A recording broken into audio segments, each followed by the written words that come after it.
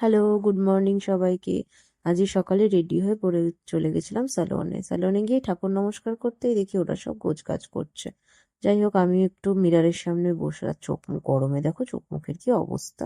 তারপর পুজো দিয়ে নিলাম, পুজো দিয়ে নিজেও চলে গেছিলাম রেডি হতে।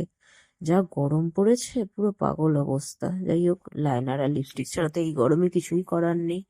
যাই হোক, রেডি হয়ে চলে গেলাম কাউন্টারে। রিসেপশনে গিয়ে দেখি রিসেপশনটার কি অবস্থা। রিসেপশনটা একটু গুছিয়ে ডেলির কাজগুলো করলাম, রেজিস্ট্রেশন চেক করে নিলাম, সবার অ্যাটেন্ডেন্স দেখে নিলাম।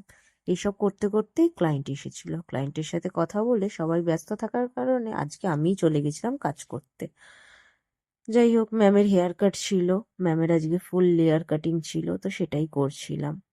যে লেয়ার কাটিং করে ম্যামকে ছেড়ে সবার সাথে বসে দেখো আড্ডা মেরে একটুখানি কফি খেয়ে নিলাম। কফি খেতে খেতে সবার সাথে একটু আড্ডাও দিই।